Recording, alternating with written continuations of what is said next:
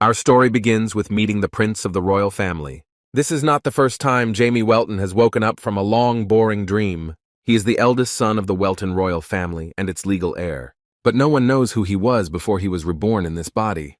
During another battle more than 50,000 years ago, he found himself in a difficult position, but did not admit defeat. Fighting with 12 gods, this magician declared that they were unable to defeat him because all they could do was to seal him. With a loud laugh, he declared that he was not against it, but warned his enemies that after his rebirth, the bright lights of the 12 gods would be plunged into complete darkness. Known in the past as Diablo Wolfer, he promised that he would not let them die easily and they would regret defying him. Thus, the 12 gods were able to seal him, but after a huge amount of time, a crack appeared in their barrier, thanks to which he was able to escape and was eventually reborn as the son of this family. Being the son of royalty, he received an incredible amount of attention, and his parents were delighted to see him. This was the first rebirth of the great magician from the past. As a child, he tried to say something in response to his annoying parents, but his vocal apparatus was not developed enough.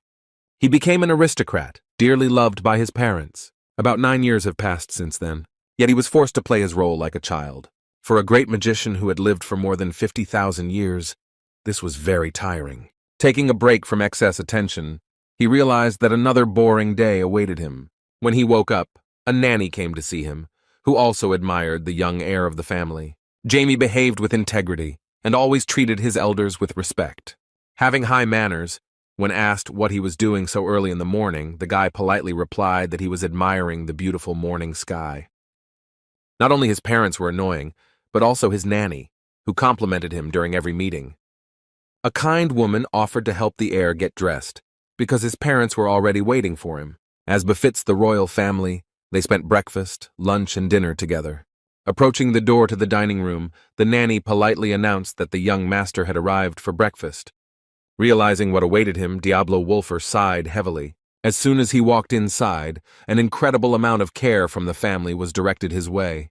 The great magician from the past played his role perfectly. In addition to the heir, the royal family also had a daughter. Their parents never tired of noticing how cute and beautiful their children were. The only daughter of the noble family, Belle was not actually the young master's real mother. Jamie's father was the head of the royal family, Welton, one of the 5 sword masters of their kingdom named Arjano. Although he has a really impressive status and is a formidable and powerful sword master, he is crazy obsessed with his wife and his children. Sister Sarah was much younger than her promising brother. Jamie got along well with her and played along in every possible way. During every meal together, he could not avoid her attention. Playing his role perfectly, he brought great joy to the parents, who were very proud of their children. This was repeated almost every day. The great magician behaved like a child, while in fact he would like to enjoy solitude. Returning to his room was a real relief for him. It was hard for him to get used to this lifestyle. Over time, it became easier, because he had a greater variety of activities. This mansion didn't seem like such a bad place to him. His family's private library was the most interesting place. In addition, Jamie acquired an interesting pet. When alone, he could call him to his aid. Also, thanks to the fact that he was reborn, he had a new ability. His hatred for the 12 gods did not fade away because they continued to exist even after 50,000 years. Because he was so young, he was not yet capable of much. Since there was little information about dark magic during the era of his rebirth, time was on his side. Feeling hatred for the 12 gods, he dreamed of how to get rid of their annoying existence. But at one point, his happy loneliness was interrupted by a visit from the nanny. The woman was talking about how it was time to read children's books with her mistress. Each time these words seemed like torture to him, but because of his young age, he was forced to demonstrate politeness so as not to reveal his secret. Sometimes playing the sweet boy was so hard that he missed the times when he was sealed in the god's trap. Unlike him, his younger sister, as always, was delighted with this way of spending time. But as soon as the reading of the book began, Sarah fell asleep. After reading a fairy tale about a magician named Heinz, a caring mother asked if the children liked it. With a smile and a sparkle in his eyes, James said that he wanted to become as cool a magician as the main character of the fairy tale. Mom didn't even doubt that he would achieve success, because despite the fact that he was only 9 years old, he defeated all 3 magic teachers who were hired to teach him. Gently placing her hand on the head of her beloved son, the lady said that his dad had invited the most powerful magician he knew to visit. After these words, the magician began to hope that he would finally meet a worthy master of our time. After reading a fairy tale with his mother, Jamie decided to do something more interesting and went to the library. Unfortunately for him, he couldn't find anything interesting, and yet another book on the use of mana turned out to be a waste of time. It was lunchtime, and Jamie decided to come before the nanny went to pick him up. But as soon as he left the library, he saw a strange stranger in front of him. The gray-haired man looked at one of the statues of their luxurious mansion and was surprised that the Welton family used a rare artifact as decoration in front of the dining room. The young master had never seen this person before. When the old man paid attention to him and greeted him, Diablo Wolfer, for the first time since his rebirth, saw such a large amount of mana that it seemed as if it was literally flowing out of the owner's body. Assessing the stranger by modern standards, the magician from the past assumed that in front of him was a master of at least the 7th level. He still didn't understand how he managed to get inside their mansion so unnoticed. Jamie was suspicious of him, although the old man did not seem hostile. The young master was of particular interest to the advanced magic master. While Jamie was trying to find out who he was and what he was doing inside their house, the old man analyzed his mana and was surprised that at such a young age he was already a mid-level master. Of course, the well-mannered heir to the royal family understood that he had started their conversation incorrectly, but he was infuriated by the calm behavior and gaze of the stranger. The 9-year-old magician was infuriated by this situation and decided that the stranger should be taught a lesson. The guy's behavior surprised the stranger and he became curious what would happen next. Jamie couldn't believe that in response to his use of mana, a stranger would dare to do the same. He was filled with anger that some old man dared to test him. His pride was justified, because in his previous life, he was almost able to destroy all the gods with his own powers. Concentrating mana on his fingers, Jamie repeated the attack, which he was able to defeat all the magic teachers he hired. But in the end, this attack did not meet his expectations and did not bring any results at all. It became clear that the old man was significantly superior to him in mana reserves and the ability to use it for defensive purposes. Seeing what the heir to the royal family was capable of, the old man was simply in admiration and could not believe that such a capable magician was only 9 years old. Within a moment, a magician of at least the 7th level shouted that it was a good try, after which he began to form a counterattack. This magician was significantly superior to those whom the heir had encountered previously. His attack seemed quite serious. But there was one thing about this situation that kept Jamie from reacting seriously. He knew from the very beginning that this attack was not aimed at him, so there was no point in dodging. The old man was simply shocked that despite the demonstration of terrifying strength, the boy did not even blink an eye. Unexpectedly for both sides, Swordmaster Arjano intervened in their show of force. Dissatisfied with this situation, the gentleman turned to the guest and said that he had gone too far. After this, he turned to his dear son and asked if everything was all right. In response, Jamie began to act confused and, in order to take revenge on the arrogant old man, he decided to demonstratively cry. As soon as Mr. Argano saw the tears of his beloved son, with a threatening tone, he asked the magician to step aside for a serious dialogue. The old man felt awkward, seeing that the boy's reaction was fake. In response, a master of magic named Marcus Linmill began to laugh loudly and said that for him this situation seemed like a very funny conflict, after which he admitted that he was very jealous of the Count. As it turned out, this magician was the person whom Mr. Welton hired to teach his son. Their conversation began with the Count's dissatisfaction with the fact that the magician behaved recklessly towards the heir of the Welton family. In response, the old man said with a smile while drinking tea that he knew about it. Hearing such carefree words, Mr. Arjano became seriously angry. The old man asked to listen to him and calm down, because the aura of the Swordmaster was putting great pressure on him. Marcus decided to start the conversation by asking how much the Count knew about his son. The man who spent all his free time raising his own children could not understand what he was talking about. As it turned out, the old man meant that he simply admired the genius of the heir to the Welton family. In response, the excited Count said that this was the reason why he entrusted him to the best magician he knew, but it was unclear to him why the old man suddenly attacked his son.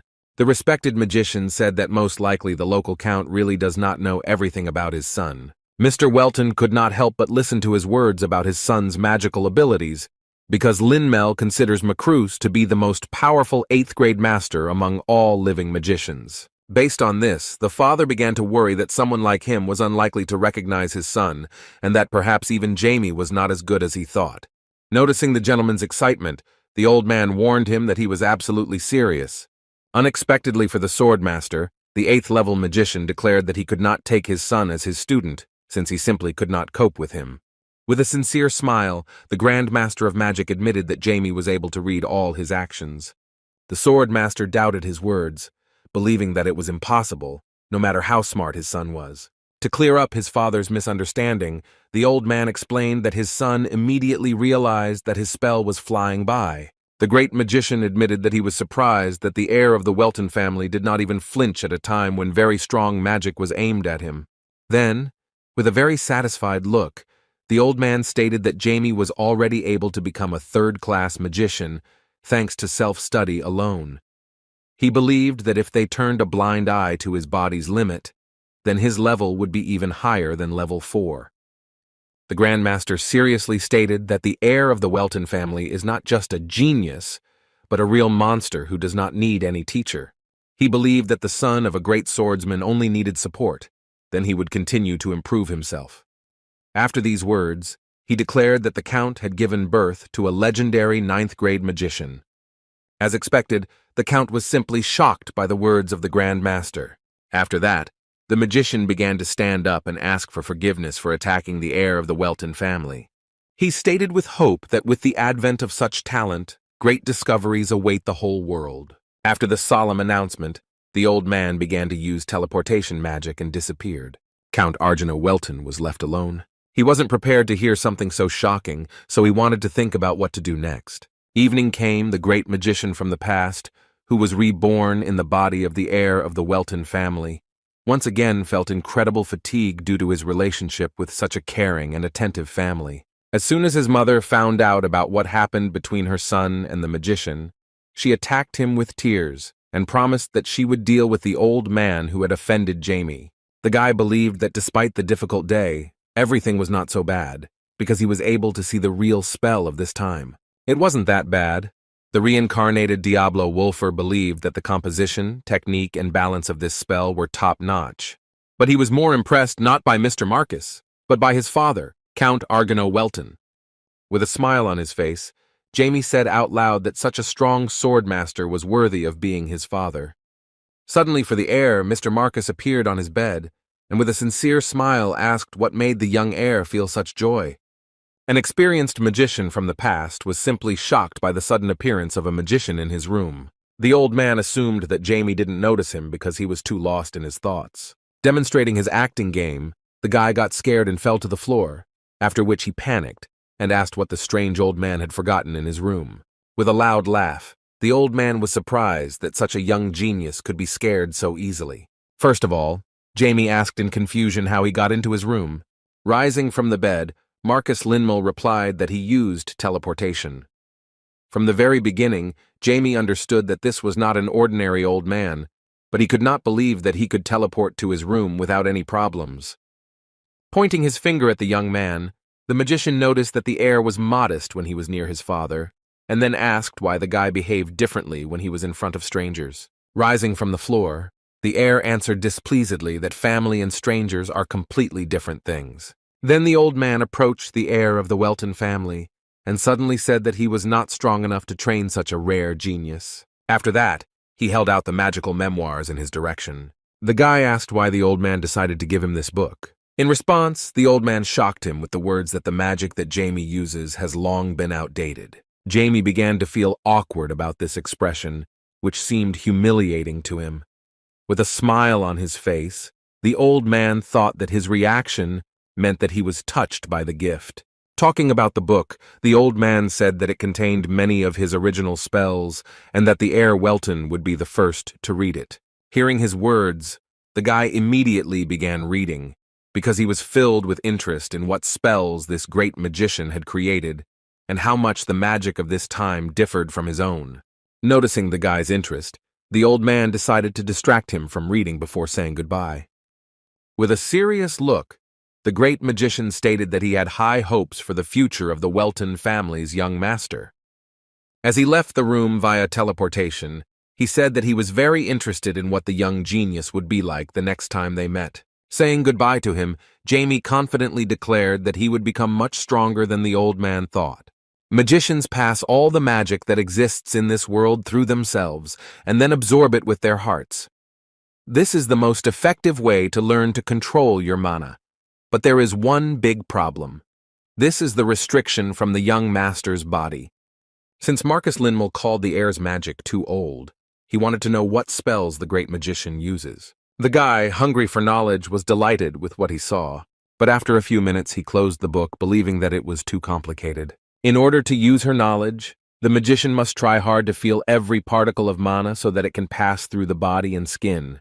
The guy didn't understand who was even capable of such madness. In addition, he managed to find two disadvantages of the old man's method, and decided that the old methods could not be surpassed and that he should not bother himself with such training. But after a moment, he remembered that he himself was the great magician of the past, Diablo Wolfer. After this, his inspiration returned.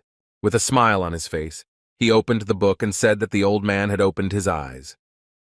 Jamie was determined that he would read every page of the precious book, which was far superior to any he had previously dealt with. To begin with, he decided to use outside help and called on his pet.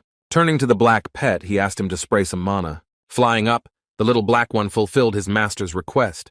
The first disadvantage of the old man's technique was that the absorption of grains of mana by one's body has a limit in which all proportions must be strictly observed. But the young genius did not have to worry, because this problem was solved by the pet. The blackling with whom he has a contract can spray the required amount of mana, so the problem with proportions has been solved. The second disadvantage was Jamie's body. He had a limit on the amount of mana his heart could take. But the inventive magician decided that this problem could be avoided by distributing all the mana to different parts of the body, and thereby avoiding the limit. Jamie was so engrossed in the process of studying the old man's skills that he did not notice how morning came. Seeing what was happening in his room, the worried nanny was forced to ask the Count for help. Mr. Arjano Welton couldn't believe what he was seeing. He was shocked that mana was swirling around his son.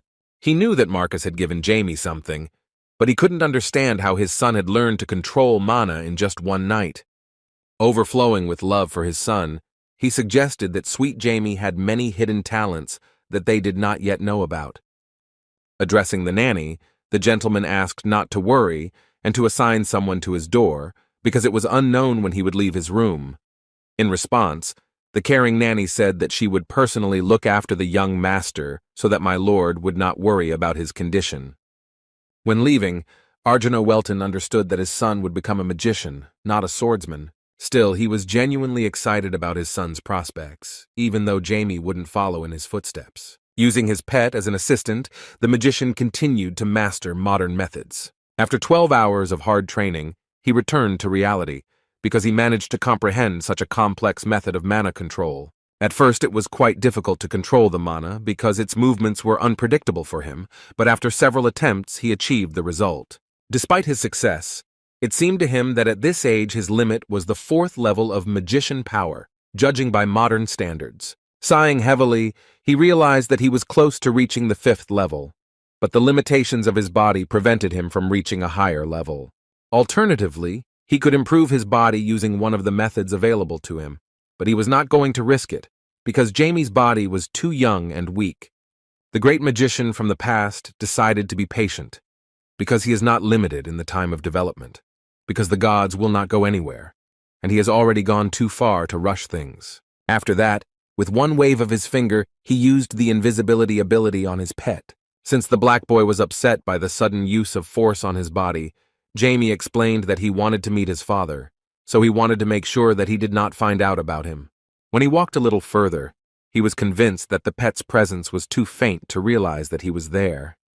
The guy was sure that his father would definitely not notice that he had Churnish. As soon as he approached the room where his father was, he heard that he had guests. The gentleman was surprised that such a busy man decided to visit him.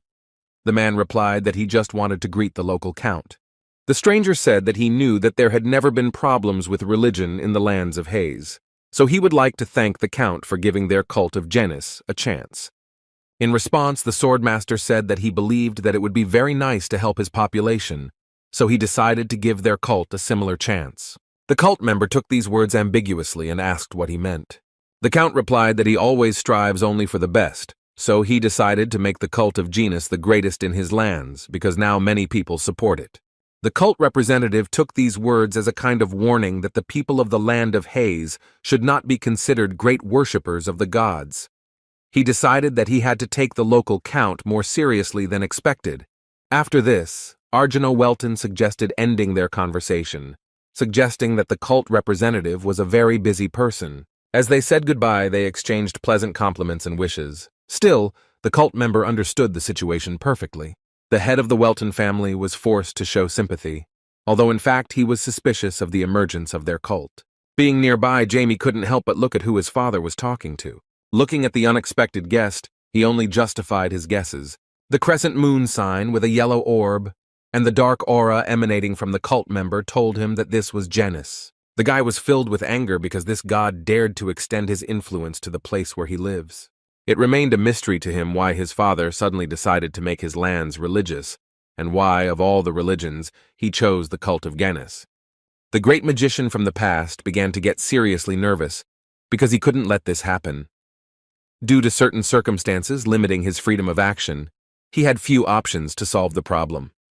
He understood that this religion was officially sanctioned by his father, so the only way to get rid of it was to make him drive them away. As soon as Jamie walked into the living room, his father's mood changed. With a smile on his face, Master Arjuna asked how his son was doing. Jamie happily replied that he had dealt with everything. In response, the man suggested that his son really liked magic. Jamie confirmed his words. But instead of joy for his son, Arjuna thought about something. Jamie decided to ask if everything was okay.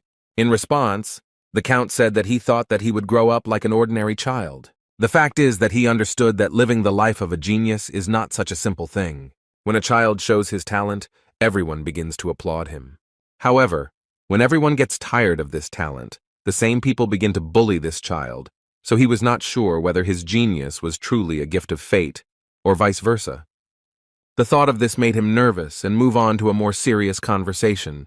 Addressing his son, he said that if he does not like doing magic, then he can leave this business and start doing something else. But if this decision is final, then he will not contradict him, and, as a father, will help in every way he can. With a carefree smile, Jamie asked him not to worry, confidently saying that he would never give up magic. The son's intentions were clear, so Arjuna did not object. And yet, looking at him more closely, he did not understand how a 9-year-old boy could have so much mana. He could already feel the mana emanating from his entire body. But as soon as he realized that his son's magic was stored not only in his heart, but also in other parts of his body, he was in complete shock. He couldn't believe what he was seeing, so he asked how much his son had learned from the memoirs that Master Marcus had provided him. The guy calmly replied that he had managed to master all the knowledge that was shared with him. In fact, he also improved some of the techniques described in that book, but he could not admit it, so as not to arouse suspicion. Now Mr. Welton realized the full seriousness of what Marcus had told him. Seeing such a transformation in the distribution of mana, it was hard for him to imagine how much this child could learn in just one night. Now he had no doubt that Jamie was truly the one who could become the legendary magician of the 9th grade. It seemed to him that compared to his own son, he was a complete non-entity. An awkward laugh surprised the guy, and he asked if everything was okay.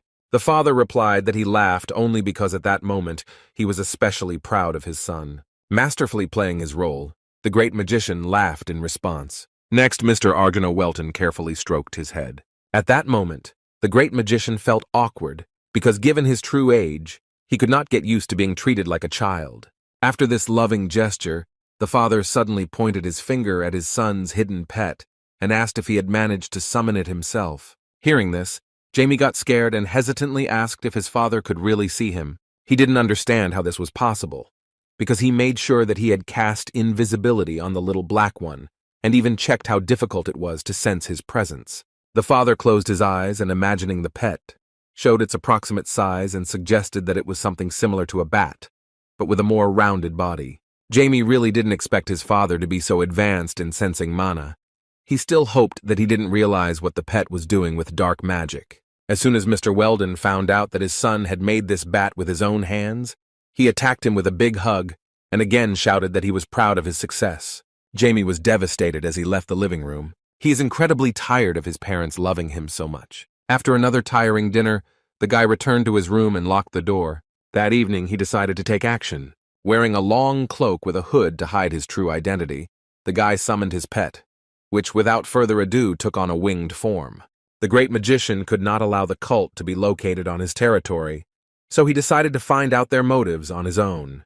To do this, he used the power of his pet and left the mansion to check the events in the city. Members of the criminal organization Laval were operating in one of the alleys of their city. The guy with purple long hair named Philip was a little nervous because of the boss's order. His comrade Jans agreed with his fears, believing that the boss would make any sacrifice just to achieve his own goals. The man with the scar on his right eye understood that the local count allowed their organization to coexist peacefully with everyone only until they crossed a certain line. But he was sure that everything would come to an end as soon as they began to carry out the human trafficking plan. In response, Philip said that if they were lucky, they could escape quietly and no one would catch them. Since it was a matter of luck, his comrade could not accept such risks. Remembering the Count's love for his own children, Jans declared that they would end as soon as he learned that they were using other children to trade on his own lands. He understood that if this happened, then all criminal organizations would be destroyed by the hands of one of the strongest sword masters in the kingdom. In response, Philip suggested that their boss was simply confident that they would not be caught. But Jans believed that jokes with the swordmaster were bad and would not lead to anything good. They didn't have much options. Philip believed that they could save themselves either by escaping or by surrendering their boss to the police. Nevertheless, they agreed on the idea of escaping so as not to violate the rule of the underworld, which states that people who have a certain responsibility in the mission should under no circumstances surrender the organization or reveal their plan of action to third parties. Jans asked if his comrade could suggest some kind of plan, given that no matter how large these lands are, the boss's people will search every corner to find them. Philip replied that it was better to take a risk, because it was simply impossible to avoid the wrath of the sword master. They simply had no other way to survive except to escape. While they were discussing how crazy it was to engage in the slave trade in this place, they were already being followed. Of course, it was Jamie and he heard everything they were talking about. At one point, he decided to show himself, and the guys realized that their plan was now at risk of failure. Jans immediately asked who was the one who interfered in their affairs. In response, the young magician arrogantly said that the bandits were in no position to ask questions. His words got on the nerves of the self-confident Jans. He shouted that if the stranger decided to remain silent, then he was finished. Both bandits rushed to attack, but as soon as they tried to strike, their enemy suddenly disappeared. Looking around, they could not see where he had gone. Within a moment, they began to feel such strong fear that they could not move. The same stranger appeared right in front of them, and in a terrifying voice asked what they were talking about. An incredible amount of mana surrounded him. Extending his hand towards them, he said with an evil smile that he would like to hear more details. Within a moment, the technique of dark magic began to influence the minds of the bandits, so that they could not move. As a result, Philip and Jans completely obeyed the young magician. They told everything they knew about this mission. Jamie was surprised that those guys decided to do what his father despises most. It seemed strange to him that those idiots would hope to succeed in such a matter while being in a land where a great sword master was a count. What irritated him most of all was the fact that now not only the gods manipulate people as they please, but people themselves dared to do something similar, no different from those disgusting creatures. It also seemed strange that the boss of these bandits would decide to do something like that, even though he probably knew his father's character very well. He had an extremely bad feeling about all this. Using dark magic, Jamie began to use mind control again. He ordered these guys to go to the Count's estate and tell him everything they knew. The bandits, who fell under the influence of magic, unconditionally began to carry out the order. The young master understood that the morning on their estate was going to be stormy. He managed to do a good job of pushing his father to investigate the activities of certain groups that are associated with the occultists. Having done all that was necessary, Jamie once again turned to using his pet's wings to return home. But a moment later, two bodies flew past him. Looking around, He realized that these were the same guys he had used to tell his father the plan of the cult. Afterwards, the culprits of his failure appeared. There were 4 people, but the most suspicious was the stormy man in the middle. Jamie thought he had already done it, but because of some crazy person, the work only increased. Using dark magic again, Jamie asked the stranger how he dared to touch the people who were following his orders. After that, a huge seal appeared behind him. Using his magic, he said that he forbade his charges to die until they carried out his instructions. After this, the bodies of the recently mortally wounded bandits began to recover, filling with the mana of their new master. An employee of the rival criminal organization named Han Ni was surprised that another person was involved in this case, so he asked his wards to drag those 2 unfaithful guys and a strange guy in a raincoat to his feet. To hurry up his bandits, he threatened them with violence if they did not begin to carry out the order. The young master was surprised by the bandits' self-confidence. They stole the bodies of traitors to their organization right before his eyes. With tears in his eyes, Philip asked a magician he did not know to help him. The cruelty of the criminals who live on his father's lands drove Jamie crazy. He hatedly called Han Ni a scoundrel and asked how he dared to do such a thing on these lands. With loud death threats, the criminal used magic and attacked Jamie, hitting him in the head. With a terrifying thirst for blood, he continued to attack the body of an unfamiliar magician who had interfered in the affairs of their organization. Using his strength, the self-confident villain completely destroyed the body of the guy in the cloak. But at the same moment, the ward, scared to death, asked what harm their brother Finn had done to him. Han Ni did not understand what he was talking about because he dealt all these furious blows to the stranger. Within a moment, Jamie appeared next to him and asked if this was really all he was capable of. The frightened Han Ni was frightened by the terrifying voice and looked around, asking what was going on. After that, with a scary look, Jamie asked if it was fun to kill his partner. Shocked by what was happening, the villain realized that if his opponent was still alive, then all those attacks he carried out were aimed at someone else. In addition, it was the first time in his life that he had seen such an ominous aura emanating from the magician's body. Within a moment, Jamie was right in the face of his opponent and said intimidatingly that the villain was taking on too much, being only a 3rd-class magician. As expected, such words greatly hurt his opponent's pride. Realizing the danger of the situation, Han Ni resorted to using a 3rd-class spell called Buster. He believed that although it could not compare with a 5th-class magical explosion, it would be enough to incinerate the stranger's small body, thereby leaving no traces. But as soon as he tried to use his power, he found himself under the complete control of the young master, who suggested that he listen to one thing about how the human mind works. By controlling the senses and body of his enemy, Jamie eerily said that people feel completely helpless when faced with those who are many times stronger than them. He admitted to his puppet that this is precisely why he loves to manipulate those who are much weaker than himself. Although the great mage of the past, Diablo Wolfer, had not yet been able to regain even a small part of his former strength, he easily subdued this 3rd-level mage. With no chance of resistance, Han Ni fell face first onto the surface. The wards of this villain were simply shocked that the little magician easily defeated the leader of their group. Realizing that there was a real monster in front of them, the trembling bandits decided to flee, but it was already too late. Using his power, Jamie said that they should take this defeat as ordinary bad luck. Within a moment, the dark magic of the young master captured the bodies of the villains. Clenching his fist, Diablo Wolfer used destruction magic. Having dealt with the minor villains, he returned to their group leader. Raising Han Ni's head as he lay on the ground, he ordered him to answer all his questions. The 3rd-level magician completely submitted to the will of his new master, having lost control over his body and mind. He repeated the same thing as the previous guys. True, Jamie had already heard this and was wasting his time, because this information should be conveyed by Philip and Jans.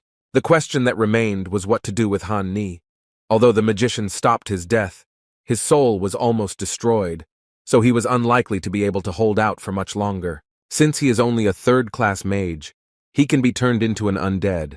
But if this is done, he will quickly become unusable due to his soul. On the battlefield, such an undead would look quite normal, but using it in a peaceful place seemed far from the best idea. Based on the circumstances, the brilliant Jamie decided to use a different method.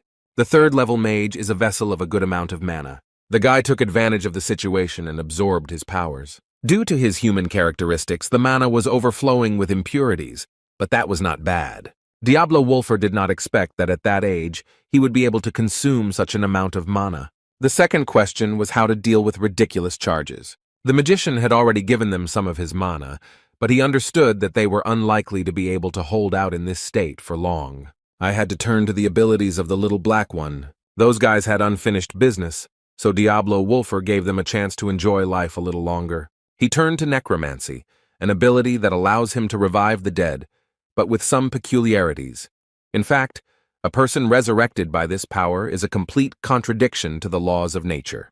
From that moment on, his servants took on a new appearance. They were ordered to live despite the fact that they had already died once. Now they were ready to carry out orders.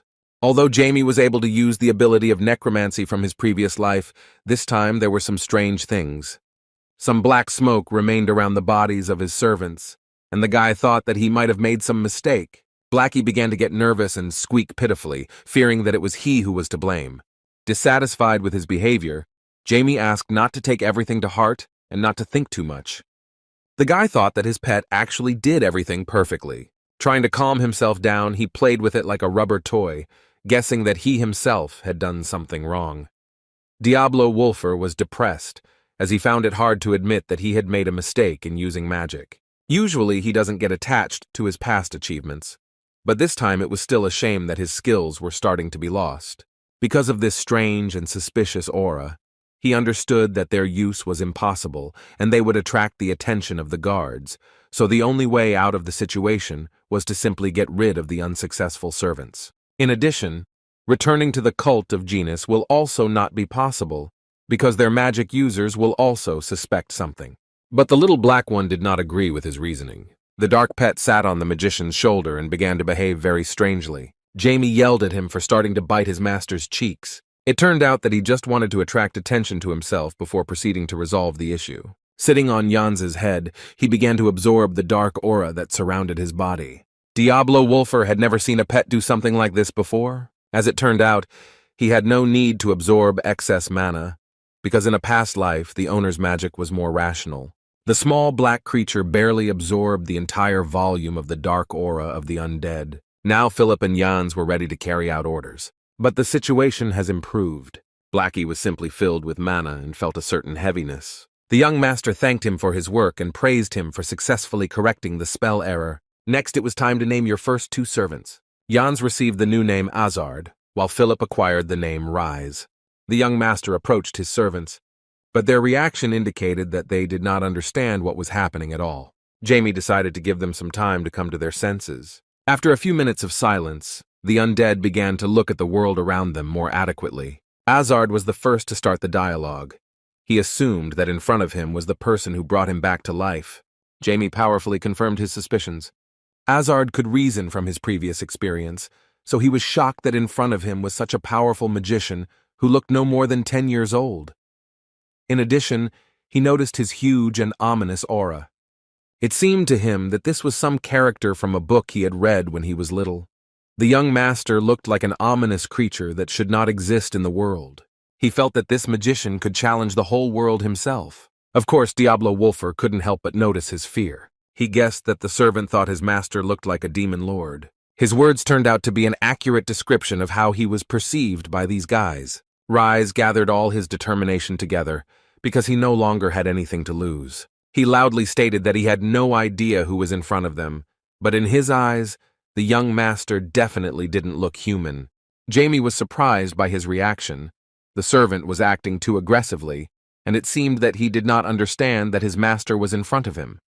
He suggested that there were some flaws in his spell, but that didn't mean he would just turn a blind eye to it. With one wave of his fingers, he demonstrated his superior strength, and Rise instantly found himself face down on the surface. When Jamie began to walk towards him, the servant's whole body began to tremble from the inability to resist.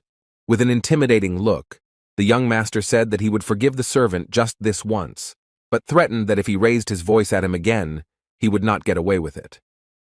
The chilling speech made the former villain take his words seriously. After communicating with one servant, the young master warned the second that this also concerned him. This is what the subjugation of the souls of dead people is. It didn't matter whether they wanted it or not, but as long as they were bound by the contract, their lives belonged to the magician.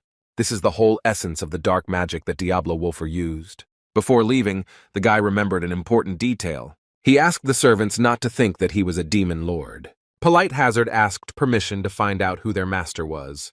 With a sweet and harmless expression on his face, the young master called himself an ordinary dark magician, although he could not clarify that he was also the one who once tried to kill the gods, and having been reborn into a new body, he considers this goal his only reason for existence. Trying to keep a low profile, he ordered his servants to keep an eye on the Church of Genis and gather all information related to it. In addition, he wanted anyone who might know something about human trafficking to be brought to him. He wanted him to be the one to tell his father everything for them. Faithful Rise and Azard bowed to the young master. When there was silence, they looked up. It turned out that the young master had already left. At that moment, they were finally able to breathe a sigh of relief. After looking at each other, they began to remain awkwardly silent. The guys understood that they could not disobey the owner's order, so they decided to do as he said. Returning home, the little black one began to worry about the undead, but Jamie assured him that everything would be fine with them because they were too scared, so they could not easily disobey his orders. In addition, those guys will give information to his father so that he can personally solve the problem of the slave trade. Afraid of getting involved in trouble, the pet again began to pull the master's cheeks, and dissatisfied with this treatment, Jamie explained that he could not continue to allow the cult of Genis to do this on his lands. Jamie invited the little black one to return to the mansion, but something unexpected happened. The magician did not even notice how someone suddenly approached them, after which they hit his back. The stranger himself was surprised that he managed to crash into someone in the middle of an empty road. The young master was a little furious about the situation. Looking at the stranger, he called him blind, after which he was surprised that he was also a child. In response, the stranger shouted that the impudent young man was still also a child. Diablo Wolfer felt uneasy when he remembered that he was really only 9 years old. Turning around, he arrogantly said that this time he would let the stranger go, after which he asked him to be more careful in the future.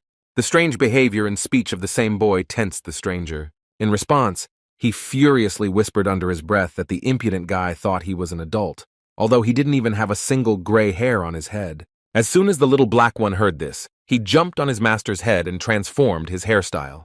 Jamie was surprised by the sudden commotion. After looking around, he realized that the reason for his pet's behavior was the words of an offended child. Blackie did this only because the stranger joked about his hair color. Diablo Wolfer did not understand how Blackie dared to climb on his head and where his manners disappeared. Still, he decided to take this situation more seriously, so he turned to the boy in a terrifying voice and threatened that he should watch his language if his life was dear to him. Apologizing, the stranger began to run away. Having fulfilled the wish of his restless pet, Jamie calmly returned home. Still, the guy decided to punish his pet. Chernish felt guilty, while the owner asked him to think about his action, after which he warned that if he did something like that again, he would not get off so easily. Nevertheless, the beast, summoned by dark magic, forgot about manners due to the long absence of his master. Falling face first into the pillow, Jamie sighed heavily, tired because he had used more strength than he had originally thought. He understood that now he would have much more to do, and his easy and carefree life would come to an end. Yet an enemy will soon appear on his lands. This is the god he hates most, Genis. Even though Diablo Wolfer had not yet been able to regain even a fraction of his former strength, he did not care how strong the enemy cult would be. He promised that this time he would get rid of all enemies completely. Meanwhile, Azard and Rees arrived at the villain's lair. One of his comrades was shocked that he was still alive, while his new master's servant asked to know where the elder was. That frightened guy could not understand why his comrades were still alive, because Han Ni was going to personally get rid of them. He couldn't believe that guys who didn't have magic were able to defeat a third-level magician. But Hazard had no intention of playing with old friendships. He defiantly smashed the wall near the head of his old comrade with his bare fist, and said that he would not repeat his words twice. The villain named Pip did not understand what had happened. He did not see the rest of his comrades, who would certainly have caused a major scandal if they had found out that Jans had returned. The confused villain understood that these guys had dealt with the rest of the bandits, so in order not to risk his own life, he assured them that he didn't even have a clue where his older brother had gone. But a moment later he was shocked to learn that Philip also survived. The rebel Philip, with the new name Rise, asked if Pip was sure of what he was saying. Confused Pip without even thinking about what he was saying, said with a trembling voice that he was not lying, and this could be clarified with the others. True, the rest were already dead, but oh well. By the look of Rise, it was clear that he was furious. He was already fed up with everything. He needed to find his old boss in order to carry out the master's order, since the elder brother knows about everything that is happening in the city, so there is a great chance that he has some information about the Church of Ganis.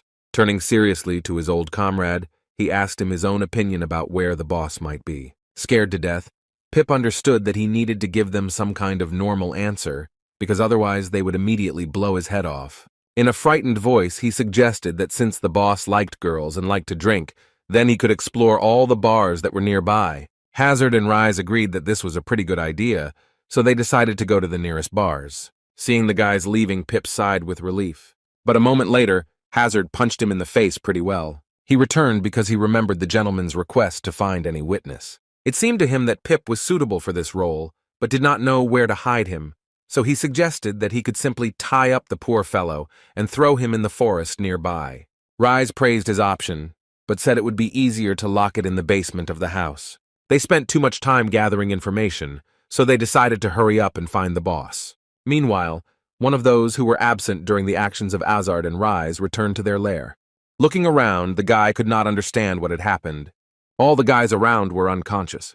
The child Jamie encountered on the street worked for these bandits and thought that he would be beaten again because he did not fulfill the quota. But as it turned out, he was no longer in danger. In this case, he decided not to risk his own life and ran away so that the others would not suspect anything. The next morning, Jamie woke up later than usual. This was not surprising, since he had to begin his actions, and it turned out to be tiring.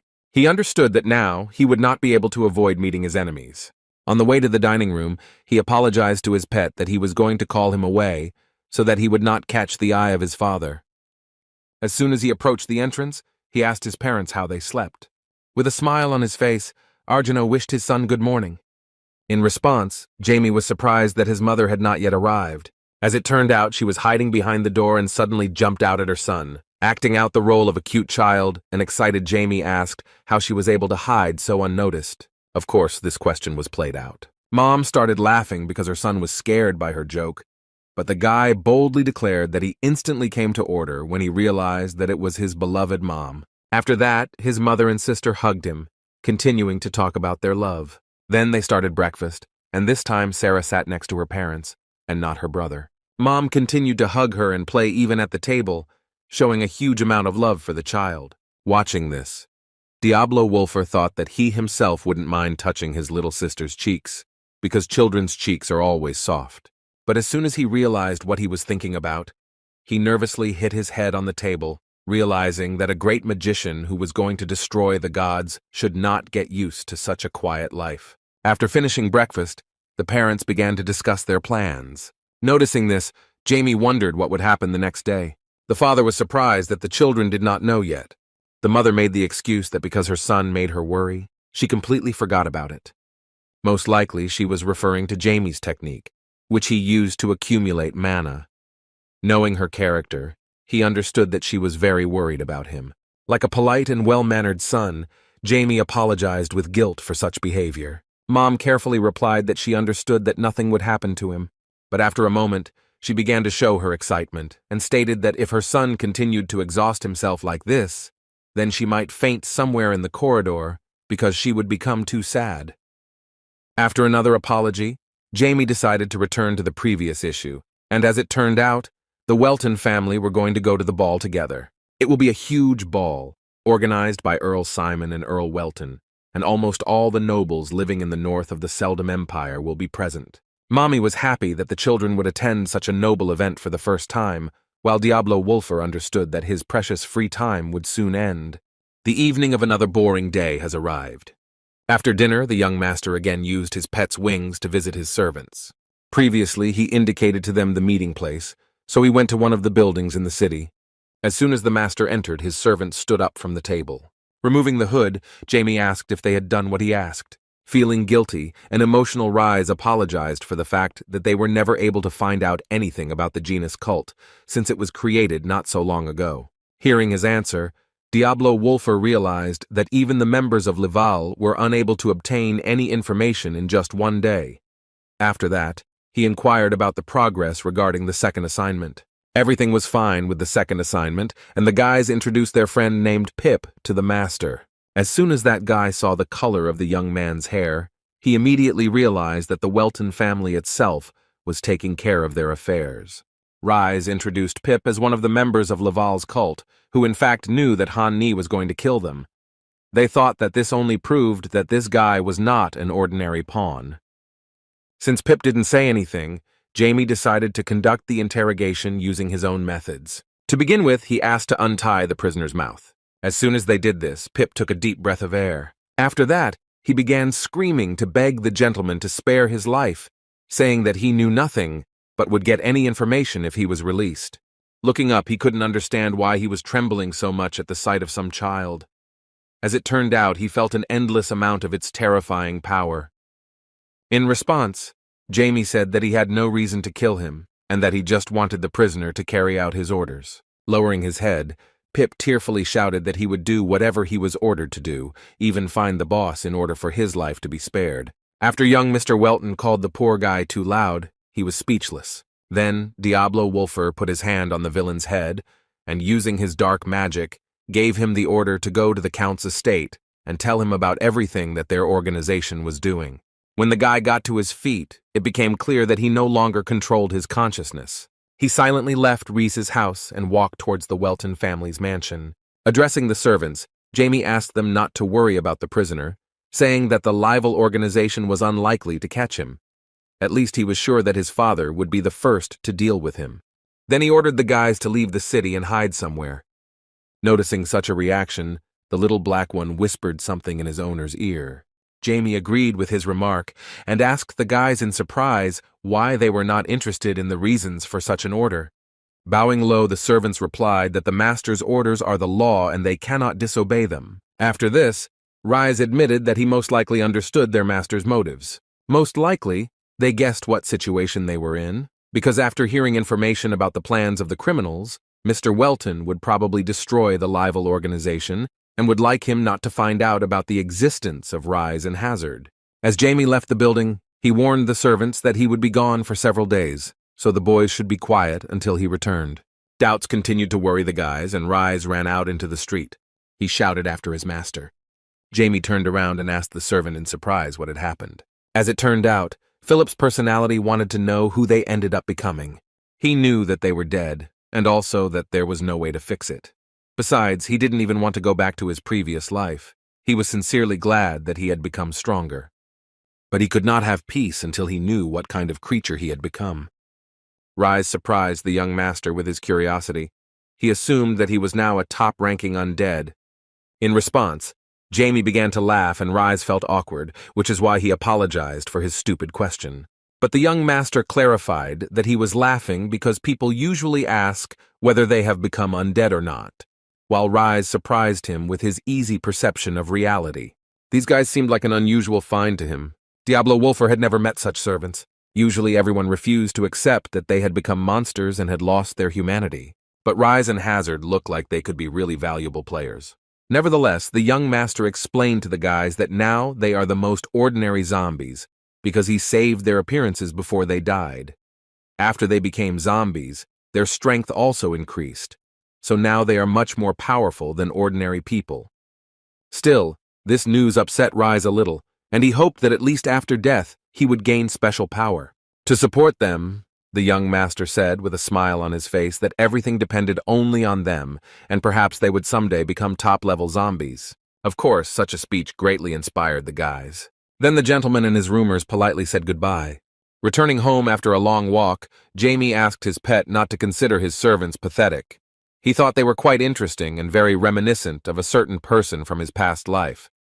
That night, the Welton household was in turmoil as one of the members of Laval, a huge criminal organization based in Hayes, decided to betray his own association. The Count had to stay late to deal with some matters. Therefore, only 3 of his family went to Regan, the largest city located in the east. In fact, Jamie could already get to this place using only the teleportation skill, but he decided not to attract too much attention and used the usual transport. He was already much stronger than before. In addition, thanks to the study of the old man's book, he learned that magic has made incredible progress and is now radically different from what it was in his time. But the problem is that he has no idea how much time has passed since his death. The events that took place after his death were described in history books. They mentioned an army of demons attacking humans led by a demon lord. Despite some very high-profile events, there have been no wars for the last several hundred years. Considering all this, it could be said that a long time had passed since his previous life. Analyzing the situation, Diablo Wolfer understood that his enemies were never able to unite. For him, it was even better because apart they are much weaker.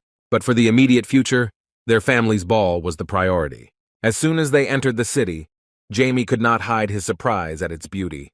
Mom explained with a smile that this is the most advanced city in their kingdom, and it is impossible to find a place through which such a huge amount of money passes as through Regan. Now Jamie understood why their support had such a strong impact on the development of the center of their lands. After some time, they almost arrived at the palace. Jamie continued to act modest and admitted that he wanted to see Count Simon so much that his heart was about to jump out of his chest. As usual, hugging her son tightly, the mother called him cute and asked him not to worry. She assumed that Jamie admired Uncle Simon so much because he too wanted to become a magician. In response, tired of her hugs, he agreed with her words. Mom explained to her son that Count Simon is simply incredible, because being the same age as his father, he was already a 7th-grade magician, and along with him is one of the 2 leaders of the Eastern Council of the kingdom's nobility, and he is also the lord of the city of Regan. The magic of the local city, according to people, is similar to the Red Lotus, which is why he was called the Red Lotus Magician. They say that with one spell he can kill 1,000 people at once. Hearing this, Jamie asked what kind of person the Count was. Mom thought deeply before answering the question. The first thing that came to her mind was to say that the Count's hair was as red as his blood. In fact, the young master didn't care about these things. But the power by which the Count could take so many lives was what really interested him in his conversation with Simon. His conversation with Marcus Linmel was a bit useless because it was too short, so he hoped that with the help of the Count he could find out more about modern magic. Mom was the first to get out of the carriage, and then she called the children. They had already been met by the polite butler of this mansion. He assumed that this was the wife of Count Welton. Having convinced himself of this, he offered to escort them to their chambers. The chambers for their entire event were simply huge. The butler also said that if they had any wishes, they could contact him. The guests admired Count Simon's care. They even allocated a separate room for the young gentleman. Jamie was glad for such attentiveness, since he could not even imagine how difficult it would be to be with his family all this time. Addressing the children, the mother asked them to take things apart and returned to her. A few minutes later, she was already the center of attention of the maids. They took care of her hair for the ball. The woman looked simply incredible, and her son could not help but express his admiration. Hearing this, my mother was very happy with his words. In front of the maids, she demonstrated the relationships within their family. The mother almost pounced on her son to hug him, but one of the maids politely asked the madam to control herself, otherwise her hair might lose its look. She seemed to take it too personally and couldn't believe that now she couldn't hug her beloved children. Meanwhile, young Mrs. Sears also finished her preparations. As expected, the mum could hardly contain her emotions, while Jamie said Sarah looked like a doll. The girl was especially pleased with her older brother's compliment. Still, they both agreed that these clothes were not very comfortable, but agreed that they would tolerate it in this form until the very end of the holiday. In the end, Jamie was also forced to change his look a bit. Then they went to the banquet hall of Count Simon's castle. Everyone was surprised by the incredible size of this hall, and Jamie wondered if ballrooms always looked so luxurious. Sitting down in his place, the guy asked whether Count Simon really loved luxury so much. Mom replied that this was so, and most likely her son would be even more surprised when he met him in person. Then 2 beautiful ladies approached Madame Welton and immediately noticed her incredible appearance and gorgeous dress. Watching these fake conversations made Jamie feel disgusted, realizing that they were actually trying to suck up to their family. He had met many people like them in the past. In times not mentioned in history, such people flattered the gods whom he hated so much. Although this sight was disgusting, Jamie understood that his mother knew how to behave with such people. Meanwhile, the greeting of all visitors to Count Simon's castle began. The host of the ball, Rayval Banner, introduced himself to them, who is also a member of the administrative bodies of the city of Regan. The entire hall immediately paid attention to him. With a smile on his face, Rayval stated that the ball would begin soon and it was time to take their seats. After this, he asked the visitors to prepare to welcome Count Simon and his entire family, who would be here any minute. A few minutes later, the organizer of the celebration appeared. Of course, the appearance of such an incredible magician brought the young master to his senses. He could not help but notice the pressure in the air from the appearance of an advanced master. A man with red hair greeted everyone present.